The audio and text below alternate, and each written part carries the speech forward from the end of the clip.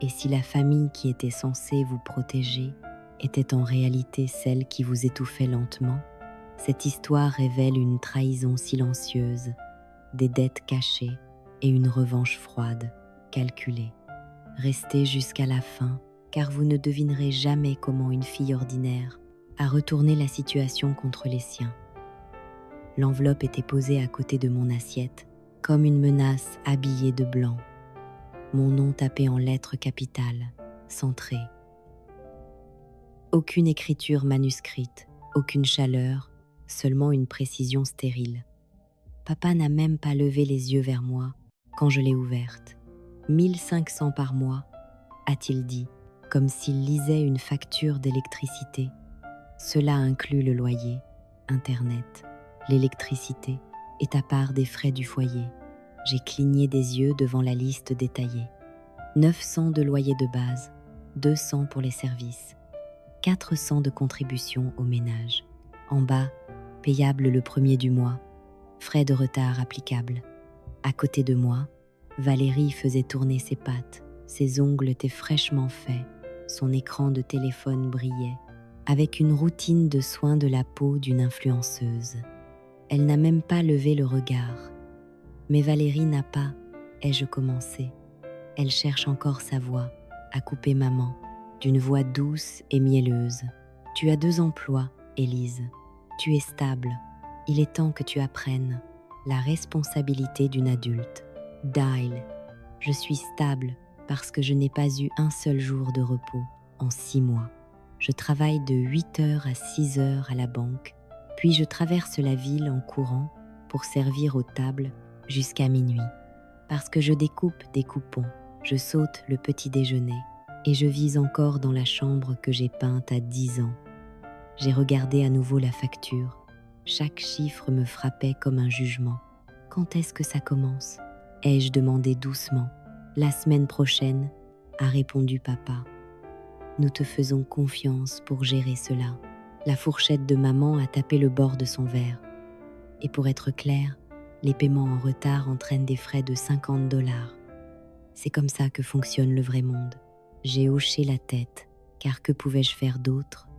J'ai plié soigneusement le papier, je l'ai glissé dans ma poche, et je me suis excusée avant que le poids dans ma poitrine ne fissure quelque chose en moi.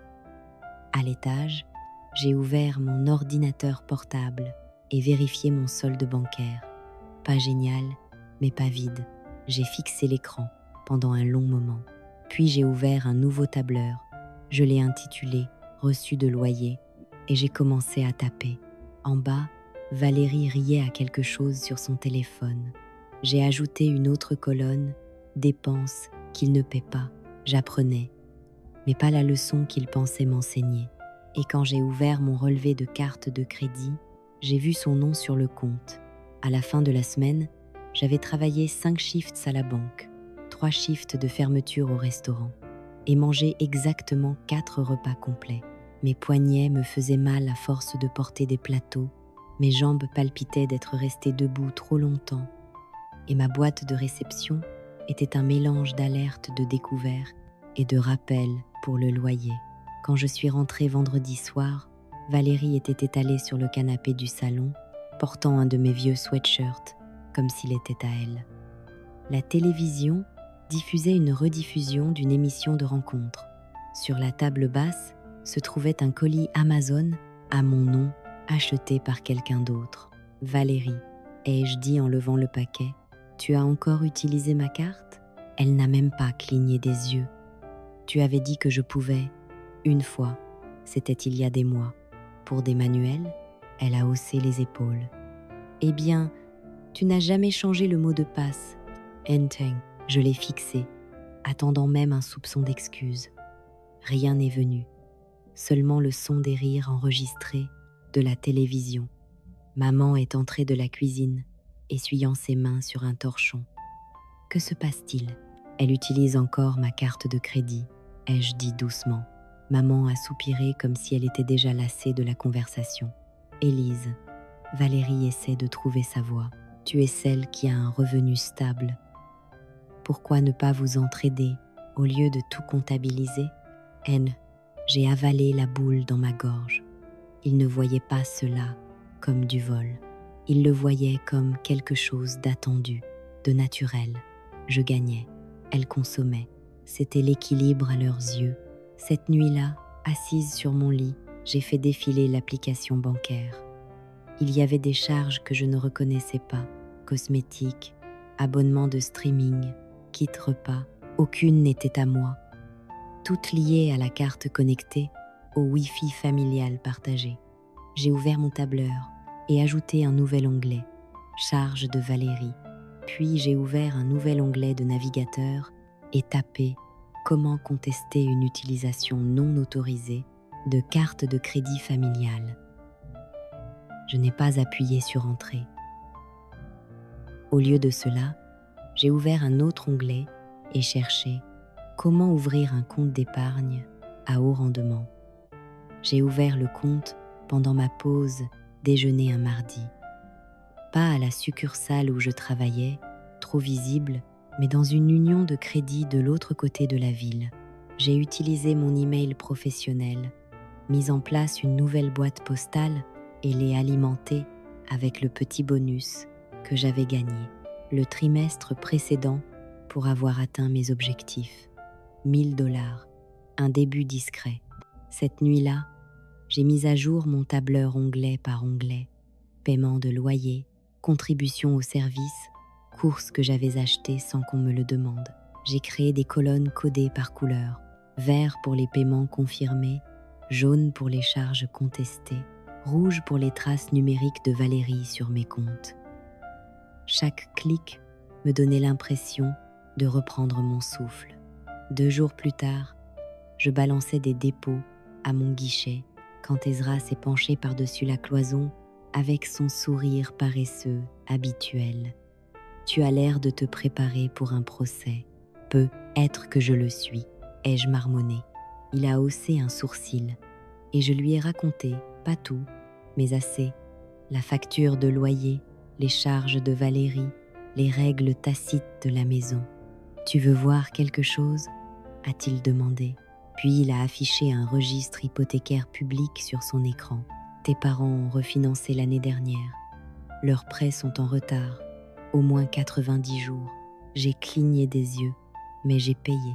Ils ne t'apprennent rien, a-t-il dit. Ils maintiennent les lumières allumées avec ton salaire. Ce n'est pas de la responsabilité, c'est de la dépendance. Plus tard ce soir-là, j'ai fixé à nouveau mon tableur et ajouté une nouvelle ligne en gras sous « Contribution hypothécaire ». J'ai tapé. Ce n'est pas pour m'aider à grandir, c'est pour les empêcher de se noyer. Puis j'ai fait 2 copies, une pour mon bureau, une pour le cloud. Et j'ai étiqueté le dossier « Preuve ». J'ai fermé l'écran et je me suis allongée sur mon lit, essayant de calculer combien de temps il me faudrait pour économiser assez pour partir. Le chiffre était trop grand, les heures trop nombreuses, mais je ne travaillais plus seulement. J'enregistrais, j'apprenais, et cela pouvait être une forme de résistance en soi. Cela a commencé quand Ezra a fait glisser son téléphone sur la table de la salle de pause pendant un déjeuner tardif. « Regarde ça », il a dit, une maison de 3 chambres, quartier correct, vendue bien en dessous du marché parce que le propriétaire est désespéré. J'attendais une maison à rénover, mais les photos montraient des planchers en bois dur, des fenêtres propres, même un petit jardin arrière. Ce n'était pas luxueux, mais cela semblait possible. Je ne peux pas me permettre une maison, ai-je dit, bien que ma voix ait vacillé dans sa certitude. Ezra a haussé les épaules. Pas aujourd'hui, mais peut être pas aussi loin que tu le penses. Tu économises, non ? J'ai hoché lentement la tête, le montant sur mon compte secret augmentant chaque semaine. Pas assez pour une maison de rêve, mais peut être assez pour un premier pas. Cette nuit-là, après mon shift au restaurant, je suis restée éveillée tard à lire tout ce que je pouvais trouver. Comment acheter une maison via une LLC, comment garder les achats immobiliers privés, protéger son identité personnelle et les registres publics. Au matin, j'avais un plan. Madame Moreau, une cliente de longue date de la banque, et agente immobilière semi-retraitée, m'a retrouvée dans un petit café d'angle. Elle avait toujours été gentille, discrètement observatrice, jamais indiscrète. Quand je lui ai dit ce dont j'avais besoin, elle n'a pas bronché. « Nous allons créer une LLC coquille », a-t-elle dit. « Tu seras le seul membre, mais ton nom n'apparaîtra pas sur les papiers d'achat, seulement Propriété Vanquish LLC. » J'ai souri au nom. « Pourquoi Vanquish ?» a-t-elle demandé en souriant. « C'est la première chose que tu as écrite, quand je t'ai demandé de quoi il s'agissait vraiment. » Je ne me souvenais pas l'avoir écrit, mais j'aimais la façon dont cela sonnait, fort, définitif. Les papiers ont avancé rapidement. Ezra m'a aidé à rédiger les aspects financiers. Madame Moreau s'est occupée des dépôts. Et la semaine suivante, j'avais un dossier étiqueté au nom de la LLC et une checklist intitulée « Opération sortie ». Chaque nuit, je préparais quelques cartons, vêtements, livres, anciens carnets de croquis, tout ce que je ne voulais pas laisser derrière. Je les gardais dans le coffre de ma voiture et les emportais dans un garde-meuble pendant mes pauses déjeuner. Personne n'a demandé où était passée ma bibliothèque. Personne n'a remarqué que mon placard se vidait. Valérie était trop occupée avec sa lumière annulaire et ses vidéos. Et mes parents supposaient simplement que j'étais fatiguée. Ils n'avaient pas tort. J'étais fatiguée. Mais pour la première fois, cela ne ressemblait pas à une reddition. Cela ressemblait à un plan. J'ai choisi un mardi. Tout le monde serait sorti. Valérie avait son cours de pilates, qu'elle n'assistait qu'à moitié, mais ne manquait jamais. Maman avait son club de lecture au centre communautaire. Papa jouait au racquetball avec des hommes qui riaient trop fort et se tapaient dans le dos, comme s'ils étaient encore au lycée. J'avais répété le timing, minute par minute. Ezra m'a aidé à charger les cartons les plus lourds dans son coffre ce matin-là, sous prétexte d'un trajet vers le travail. Le reste, mes affaires de toilette, le dernier tiroir de vêtements. Mon ordinateur portable s'est glissé parfaitement sur la banquette arrière de ma voiture.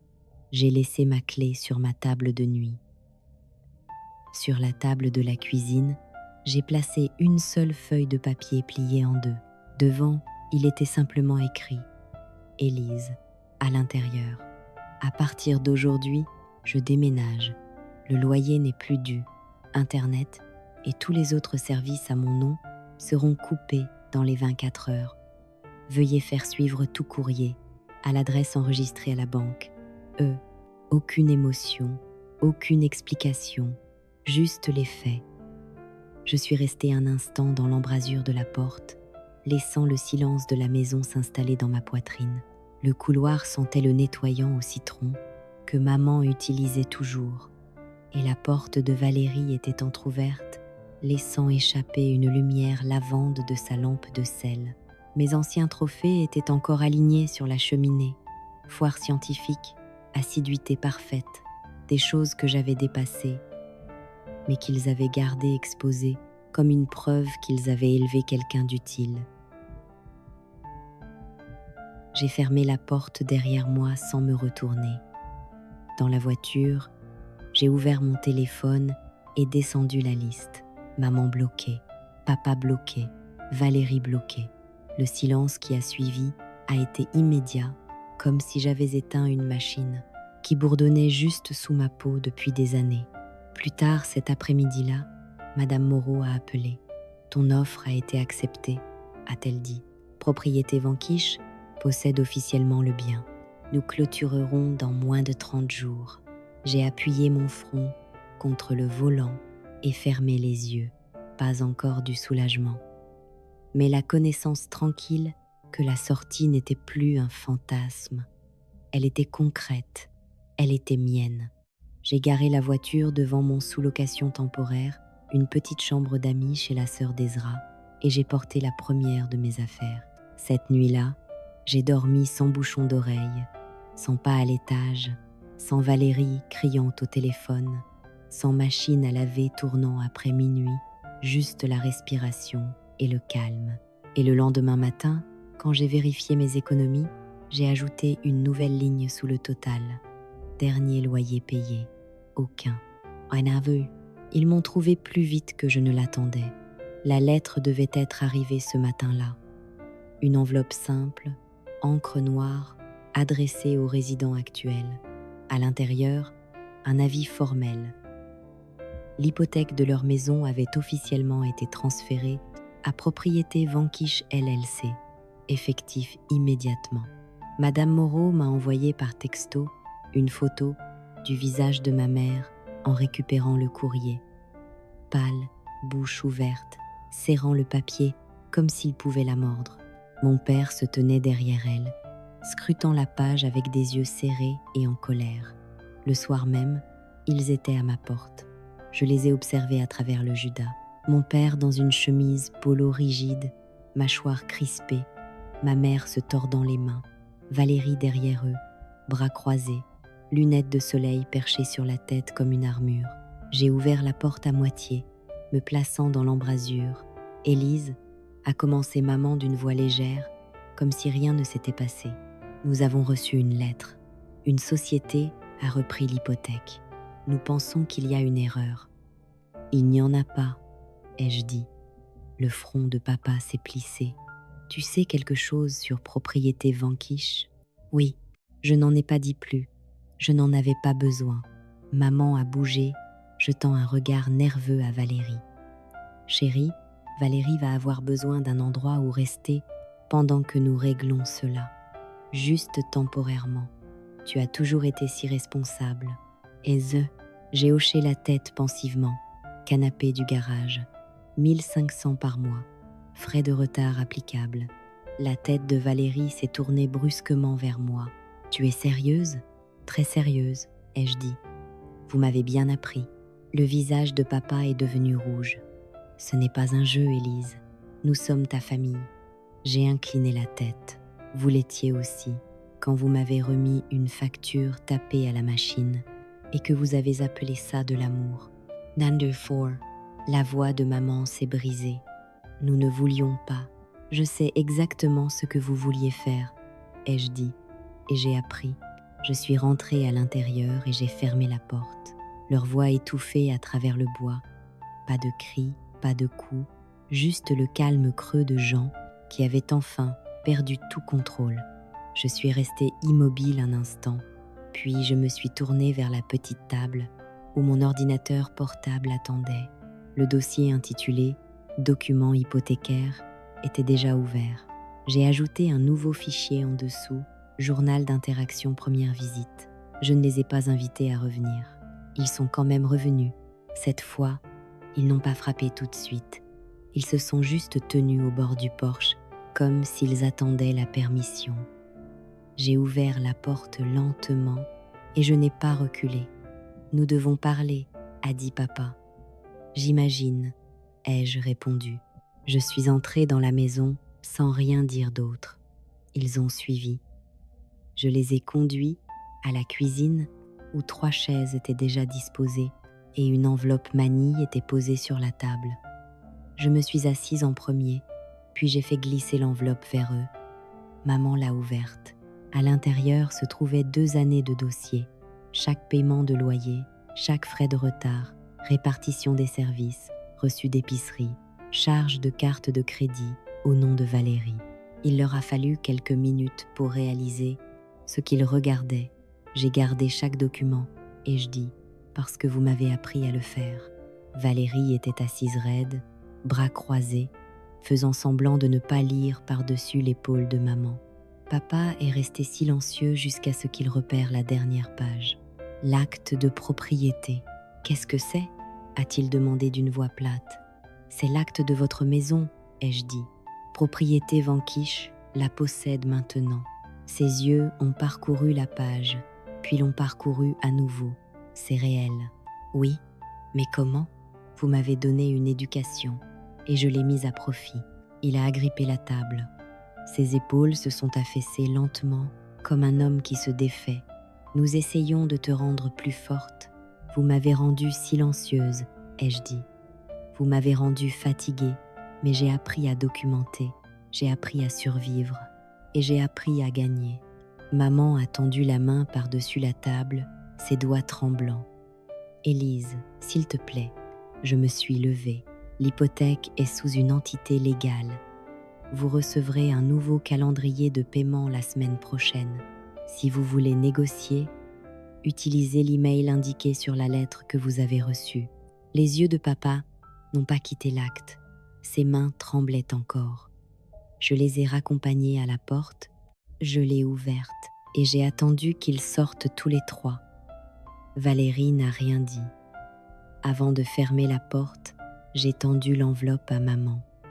« Vous en aurez besoin, » ai-je dit. « C'est tout ce que vous m'avez appris. » La pièce que j'ai choisie donnait à l'est. Elle captait pleinement le soleil du matin. J'ai peint les murs en blanc doux et déroulé le tapis que j'avais gardé pendant des années. Les pinceaux sont sortis de leur emballage avec la révérence tranquille de quelque chose de sacré. Une toile vierge attendait sur le chevalet. Je n'avais pas peint depuis plus de 2 ans. Ce n'était pas seulement le temps ou l'épuisement, c'était à quel point je m'étais sentie petite dans cette maison, à quel point peu d'espace on m'avait permis de prendre. L'art était devenu un luxe, inutile, oublié. Maintenant, cela ressemblait à de l'oxygène. J'étais en train de sortir mes palettes quand la sonnette a retenti. J'ai failli ne pas répondre, mais je l'ai fait. Maman se tenait là, seule, tenant quelque chose enveloppé dans du papier de soie. « Je ne resterai pas longtemps », a-t-elle dit, la voix basse. « J'ai juste trouvé ça. » Elle a déballé le cadre et me l'a tendu. C'était une photo de mon exposition d'art de terminale. Moi debout devant mon tableau, tenant un ruban bleu, souriant comme si je croyais que cela compterait pour toujours. « Tu étais si fière », a-t-elle murmuré. « Nous avions tort, je n'ai rien dit. » J'ai juste regardé la photo, me souvenant de la version de moi qui existait avant les shifts à la banque, les factures et l'apprentissage de la survie dans le silence. « J'ai pensé que tu voudrais peu être la récupérer », a-t-elle ajouté. J'ai hoché la tête, pris le cadre de ses mains et l'ai placé sur l'étagère dans la pièce d'art. Sans commentaire. Elle est restée là un instant de plus, puis s'est retournée et a descendu l'allée. Je ne l'ai pas suivie. Au lieu de cela, j'ai fermé la porte. Je suis allée au chevalet et j'ai pris mon pinceau. La toile était encore vierge, mais la lumière était bonne. J'ai envoyé l'avis de loyer le 1er du mois. Il était court, professionnel et ne laissait aucune place à la mauvaise interprétation. Paiement dû à Propriété Vanquish LLC. Tarif du marché. Période de grâce. 5 jours. Frais de retard applicables. Cela semblait étrange d'appuyer sur envoyer, non pas par culpabilité, mais par la clarté de la chose, la finalité tranquille. Je n'attendais plus qu'il fasse ce qu'il fallait. Je faisais simplement ce qu'il m'avait entraîné à faire. 2 jours plus tard, Ezra m'a transmis un email de Valérie. Elle avait postulé pour un poste de réceptionniste. Dans un salon local, elle m'avait utilisé comme référence. J'ai approuvé la demande sans commentaire. Naomi est passée ce soir-là avec des plats à emporter, des nems supplémentaires, et nous avons tout étalé sur ma table à manger. Ezra est arrivé 1 heure plus tard avec des sodas frais et un tirage du premier rapport trimestriel de la LLC. « Tu es techniquement rentable », a-t-il dit en haussant un sourcil. « Je ne pensais pas que ton arc de revanche se transformerait en une entreprise qui fonctionne. » Et j'ai ri, vraiment ri, et je me suis adossée à ma chaise. Ils m'ont appris à collecter les reçus, ai-je dit. J'ai juste poussé cela un peu plus loin. Naomi a souri. Peut être trop loin, peut être pas assez loin, a ajouté Ezra. Nous avons trinqué et porté un toast, au mauvais début et aux meilleures fins. Plus tard, quand la vaisselle a été débarrassée et que la maison est devenue silencieuse, j'ai ouvert le tiroir de mon classeur et glissé la copie de l'avis de loyer dans un dossier marqué « Envoyé ». C'était le premier document que j'avais créé sans peur attachée à lui. La maison était calme, mon compte était stable, mon pinceau était propre. à côté d'une toile à moitié couverte de orange profond et de bleu cendre. Demain, je la finirai. Mais ce soir, je laissais simplement le silence m'appartenir. L'atelier sentait les nouveaux débuts, peinture fraîche, bois non fini, une touche de térébenthine qui me rappelait l'université. Je me suis tenue au centre de l'espace, la lumière du soleil entrant à flot par les grandes fenêtres, et je me suis laissée absorber tout cela, tout, à moi. J'avais signé le bail sous propriété Vanquish.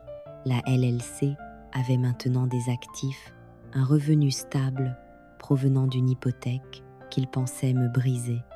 Au lieu de cela avait construit ceci. J'ai déballé les pinceaux en premier, je les ai alignés par taille, par souvenir. J'ai accroché la photo que maman m'avait donnée, près de l'entrée, non pas par sentimentalité, mais comme témoin. Un enregistrement de qui j'étais avant de devenir cette version de moi-même. Quand j'ai trempé le premier pinceau dans la couleur, ma main n'a pas tremblé.